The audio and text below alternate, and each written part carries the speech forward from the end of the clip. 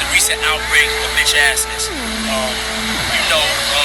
Starting to really see which cats was fronting, which cats wasn't really about their business, which cats didn't have their weight up.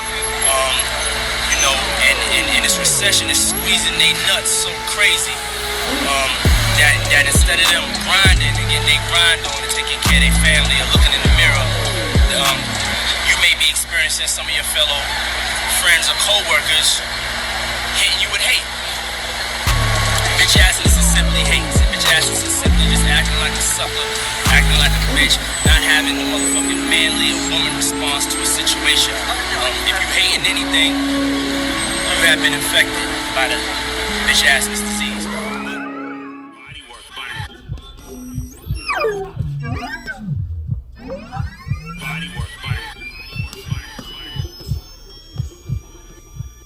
Welcome to Bodywork. Welcome back. It's Michael Rogers. Welcome to Bodywork Boxing. Today, man, I want to talk a little bit of Devin Haney, man. Look, man, I really try to give the young man a fair shake and looking at and assessing everything. And he was able to get undisputed. He was able to actually beat Lomachenko, so he do have that marquee name on his resume. However, the performance against Lomachenko left a lot of questions. And right now, all I hear is Devin Haney and his OnlyFans. Let me tell you about an OnlyFan. A OnlyFan is a person that claims that they are a boxing fan of the sport of boxing. However, the sport of boxing is underneath the fighter that they represent. So if I call you a Bud only fan, that means that you will put down the whole sport of boxing for Bud. If I call you a Devin only fan, you will put down the whole sport of boxing for Devin Haney. So that's what I mean when I say OnlyFans. So if you watch my videos or if you hear that OnlyFans in the comment, that's what I mean. You will put the sport of boxing beneath your favorite boxer. And I'm gonna be honest, man, it's kind of embarrassing watching some of the people because defend Devin Haney. It's embarrassing kind of to watch a lot of people defend Devin Haney the way they're defending him right now. There's no rhyme or reason, there is no logic, there is no rationale. The only thing that I really came up with is, you know how a lot of people, it seems like when it comes down to Errol Spence, you might not be a Bud fan, because it's really hard to peg a true Bud fan, because, in one breath, you don't like Errol Spence, but you don't like Bud, but you default to Bud because you don't like Spence. Or you default to Keith Thurman because you don't like Spence. Or you default and say Sean Porter beat Earl because you don't like Spence.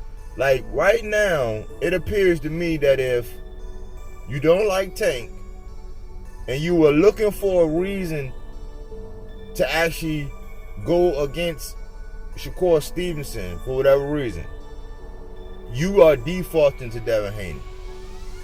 So it's really Devin default, double standard Haney. Because I could sit here and I can pick apart all of the arguments all day, and the recent argument here is, and I gotta get more details, I'm gonna be honest, I have to get more details. So don't come at me in my comment section, talking that rah-rah. But I'm saying I have to get more details on the contract. Right now, as it stands, the common theme is that I seen the tweets from Shakur and all that, and Devin going back and forth. The common thought is that Devin offered him 25%, and he said no. Shakur was saying, "Man, give me a better offer than that." You know what I'm saying? Which, in the history of boxing, there were situations where boxers had to take the very short end of the stick in certain situations to get what they want. Like, for example, the example with George Kambosos and Devin Haney was that George Kambosos knew that Devin Haney was not a draw. Devin Haney was in a position where he was getting paid handsomely. He's always gotten paid handsomely for the work that he does. That's the best way to put it. He's gotten a king's ransom for the labor that he's able to provide.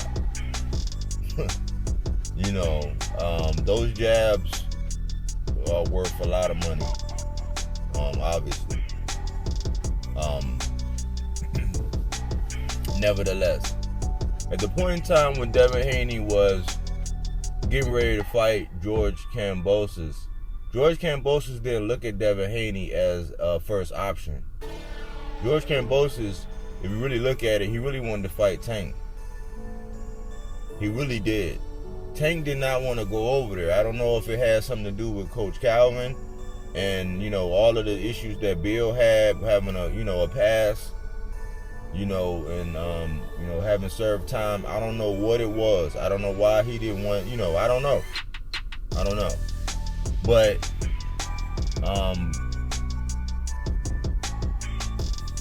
Devin Haney decided to go over there. But he didn't. It's almost like Bill Haney jumped out there and put his foot in his mouth, because the offer that Kambosos was giving to Lomachenko, Bill jumped out there and said, "We'll take the same thing that Loma got." Like, that was your promoter that said that at the time. Your own father said that at the time. So whatever game plan that y'all took, that's not at the mercy of whoever don't really respect that you took peanuts for that, because we heard that for months, man.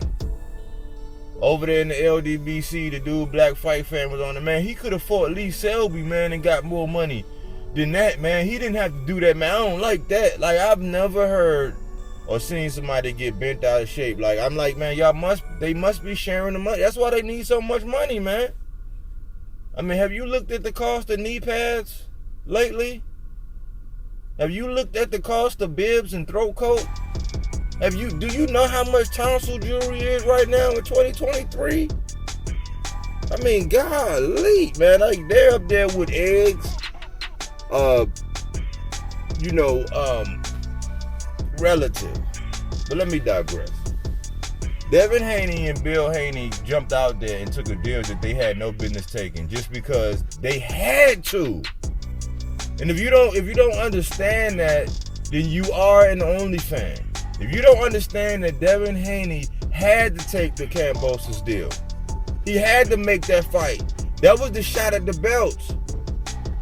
That was more of a desperation thing, because he knows that having that one belt that Lomachenko gave up when he got elevated to franchise, that was his only claim to fame. He had to sell out and go over there to Australia and sign up for whatever it entailed. So in hindsight, to say, oh man, he took 21%, that's what it equated to, but that's not how that worked. That was not a true negotiation. That was, you got out, you jumped out there, you got anxious.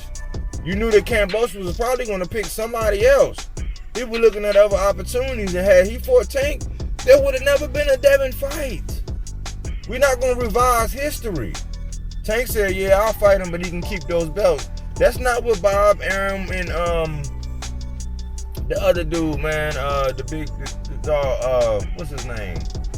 The dude that was representing Kambosos at the time. That's not what they were on at the time. It was like, it was a get down or lay down at that point in time, because Kambosos had a good night against T.O. and got those belts. That's the leverage he had. It was like, it was a flash in the pan. He caught lightning in the bottle. Bill jumped out there and said, I want the same thing that Loma got. So, cool. The fight go on. He do his thing.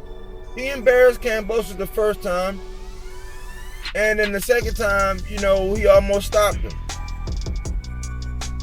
Okay, cool.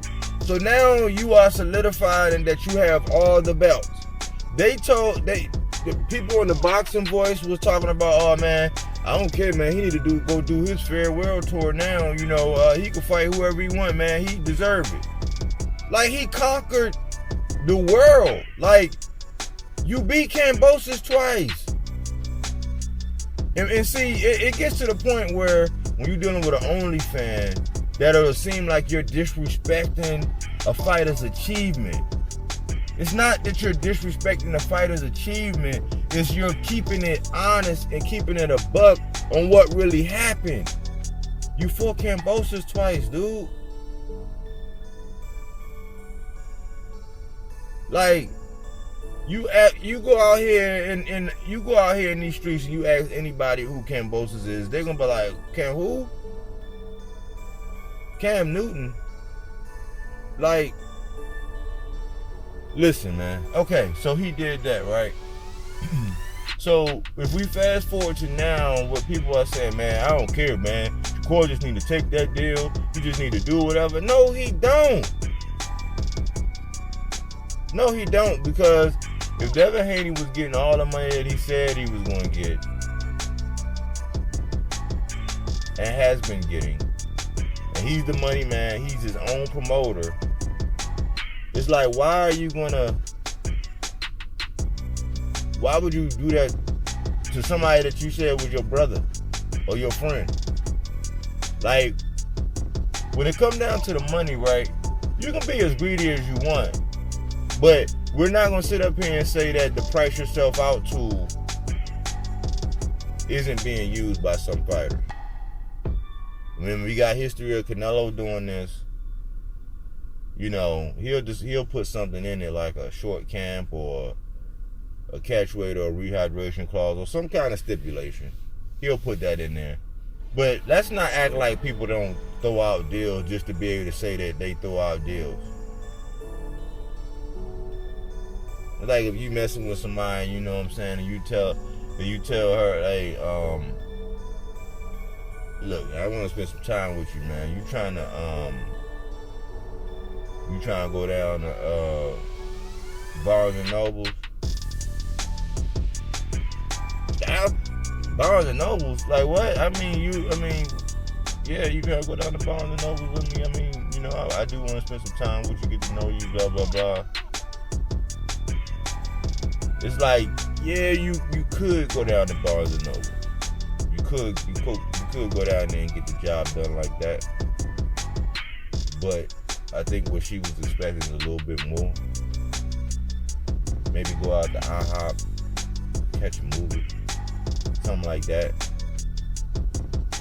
You know, I think Shakur Stevenson, I think he at least wanted to be able to go out to IHOP and catch a movie, especially since he outsells Devin Haney. And there are times when there is a time where Mayweather had to do whatever he had to do for Oscar and all this, but this, like, as much as we want Devin Haney to be Floyd Mayweather, he's not in the same realm as Floyd Mayweather. He don't have the drawing power. He don't have the skills or the talent that Floyd have. That's just a stark reality. And when they actually talk about it, what's so crazy is when they talk about the talent, they say that Shakur they see Mayweather in Shakur. Shakur get the most comparisons to Floyd Mayweather than anybody in the game. And this is coming from somebody that when I look at the pecking order, Tank is at the top. So this is coming from somebody that where I put Tank at the top. But as far as the Mayweather comparisons, Shakur get those. Shakur can sell out in his own hometown. Devin cannot. And we can fudge the numbers. It's almost like it's the same ordeal as Hector Garcia not getting credit for the number of sales he was able to do against Tank. It's in the same category when Devin fought Kambosos, that's the same category. So yes, you would have to give credit to Devin for the 50,000 over there in that first time, even though we know that it was Kambosos and the fact that Undisputed was coming back to Australia, and Australians wanted to see Undisputed with the Australian being the champion. That's where all of the weight was. It was not on Devin, but because he participated, he gets credit for that. So to try to seem like it's this grandioso, because even against Lomachenko, the numbers weren't that great. So the numbers weren't that great there with Lomachenko, which largely can be attributed to the Lomachenko name, because history says that when Devin fights anybody, he either gets booed or the crowd is not in his favor. And that's just a sheer matter of having more bodies for the opponent than for him. That's marketing and promotion. That's what I'll be asking. Like, what is Bill? Like, he gets the money. They get to the money, they get to the contract, which is cool. But a lot of the things that I'm saying right now, man, all I see is a bunch of yes men. I seen the whole live, man. I mean, it almost made my teeth start hurting, man. People were on there acting so sweet yesterday when I was watching this live yesterday, just going in on Shakur. And I'm not saying Shakur was perfect. I'm not saying that it wasn't any flies in the ointment to him getting right here. One, yes, he did miss the scales. Yes, but he is on his third division moving up. Yeah, we can go back on his past and how, you know, there were certain fights that he didn't fight. He didn't fight Gary Russell. He didn't fight O'Shaquie Foster. You know, there were people that he could have fought along the way that he didn't. That's correct. That's true in fact. I'm not one of the people that deny it. That's why this channel was different. I will acknowledge that. But now that he's at 135 and he was the mandatory before he got leapfrogged by Lomachenko after that performance, I think he kind of put his foot in his mouth by saying that Loma won and, you know, this and this and that. Like, yeah, he didn't know that they were going to use that as the impetus to leapfrog him, but they're flies in the ointment. You know what I'm saying? No fighter is perfect. If you think your fighter is perfect and every move that they made is perfect, you are an only fan. You put that boxer above the sport of boxing. I don't do that. But I believe that Shakur Stevenson is getting Gary Russell Jr. right now. The way they smeared Gary Russell Jr. and the way they keep coming back and doubling back to actually re-smear that man over and over again. That's what's going on with Shakur right now. So in one breath, yeah, it's like, well, if an offer was made, go ahead and take it and beat his tail. But, you know, it's not right what Devin was doing. And they'll say, oh man, he sent the contract. So you saying sending the contract is not right? It is not right. It's not right. If you your own boss, first of all, you the money man. So let Devin tell it, he the money man. Let DHP, let all his fans know he already did everything. They're treating him just like people treating Bud right now. That's why I said this stuff with him going up to 40 or whatever he do from this point on, it's only gonna get ridiculous. It's getting more and more ridiculous. Like this dude really like conquered the world, and that sounds like hate. But if we be realistic, he beat Kambosos twice and he beat Lomachenko, and that was arguable, debatable. Oh, you like those debatables, huh? Mr. Wavy voice. But to me, man, I think that it's real odd now. He don't want to even wait. He wait for what? He's like, wait for what? He don't even want to wait to see when Tank get out and what's going to happen and this and this and that. So if you are a free agent, Tank can send you a contract because he won't have to worry about infringing on anybody with you being over there on Bob or you being up under Eddie or them threatening to do whatever. So I don't understand, because you let your fans tell it, Loma ran from you for 4 years. But even in this fight, this is why I say, man, and I don't like to pull out this race card. But the way the brother man do the other brother man versus how the brother man do the The other man in this situation, oh man, it's a stark difference, man, because let's look at it like this. You claim you chased Loma around for like 4 years. Okay, cool. So an age to where you finally caught up to Loma, even though you gave him a voluntary defense. There were other fights you could have taken with more talented people at this stage in their career. But you took that fight. Loma kind of embarrassed you. You saved yourself with some body work. So that's the bold print to that. Because in the hit and not get hit category, you got outlanded.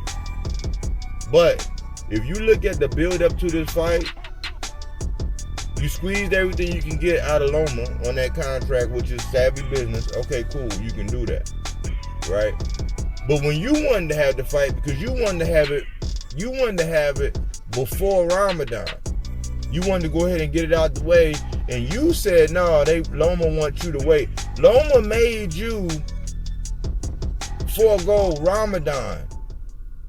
You had to go and give Popeyes or whatever kind of fried chicken and fries to the homeless instead of actually being able to fully commit to your religion, because Loma made you wait. And I was saying in real time, I said, I don't know how that works out where the voluntary opponent is going to actually make the champ wait. But you made make you push off or set off Ramadan and fight him later. But now Tank locked up. It's like, why wait for what? Well, if you would do that for Lomachenko, because that's a name on your resume, Tank would not only be the name on your resume, which was undefeated. He's undefeated. It was already 2 blueprints out on how to beat Loma. Tank is undefeated and definitely represents the cash cow. That it definitely, if you were able to do that against all them eyeballs and able to get his fans off of beating Tank, if you were able to actually do that, that's a humongous fight. So right now, at this point in time, that's the biggest fight that can be made at 135. Shakur and Tank is the best fight that could be made. Devin and Tank is the biggest fight that could be made. And I hope that don't go over people's head right now. But I find it real odd that you would allow Lomachenko, the Ukrainian, to push back your Ramadan. But you can't wait. Should we got to be around 60 days now? Like, not even that now. Because he had to be in there for at least a month. But you can't wait 60 days to actually see what's going on with Tank. And you can't finagle a contract based on Shakur numbers and your numbers and what y'all able to do together, how y'all able to build and do whatever. You can't formulate a plan to where y'all could maximize the dollars that y'all getting without you doing to him what people have done to you. And that's one of the things I can say in our culture. We are the masters at, if something happened to us, like, I'll give you an example. Most of the people who go in the rap game, in the music business, which I know about heavily, when they go in the music business, they get a deal. And that deal is not right. But because those big labels rake them over the coals, as soon as they endure that deal, if they are able to have any kind of success and make any kind of long-term bread and actually win the contract to where they actually end up in the black and not in the red after 2 or 3 albums, after whatever their initial deal is, what they do is they start a label and they'll rake all the other artists under the coals. And that's what's happening with Devin Haney right now. You know, there's so many double standards right now. It's like, man, you just gotta admit that you're an only fan and that you look at all of the behavior and the moves that he makes where you always want to give an exception. Because at some point, it's not about boxing, it's not about titles, it's about you being able to brag and talk about and support a guy who you know you can just call and laugh. Like, y'all BFFs, man.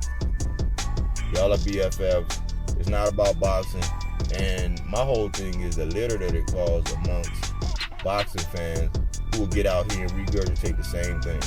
So now they saying I knew Shakur was a duck, when it's like, y'all gonna do this, man, just like y'all did Gary Russell Jr. And in the end, you're gonna find out that Devin Haney is a fraud, man. I hate to say it, man. I respect the young man for what he was able to do. I call him the professor in my boxes to watch collection.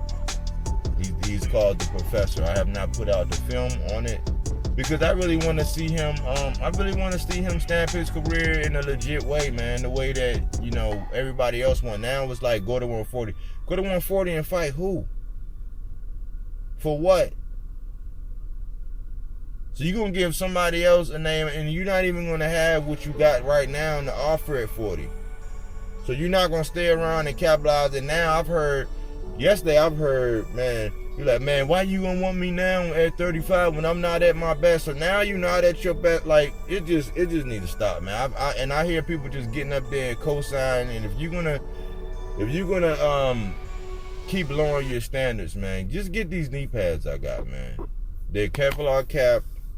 They have like a 1,000 count thread count in the knees, heavy cushion. They're custom. They can have DHP on them in gold. You can get them in multicolors. Protect yourself at all times.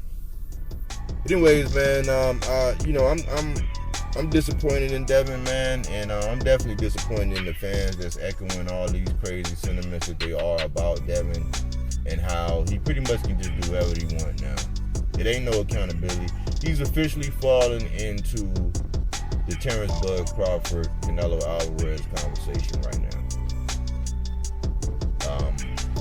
And it's sad, man. We need accountability, man. I believe silence is consent. You gotta be able to say something. And I think more people should look at this more realistic. Like, man, don't look at your favorite content creator and look at how they switching up right now.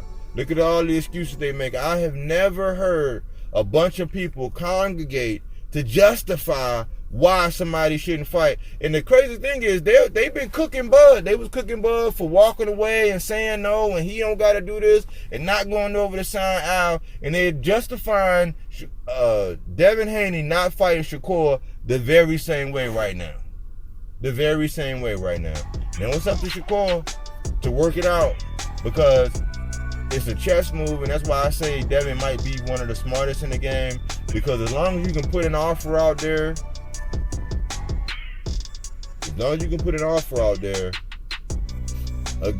for a fight to happen, and somebody say no, you can be like, oh, well, I made an offer. Anyway, that's it. That's all.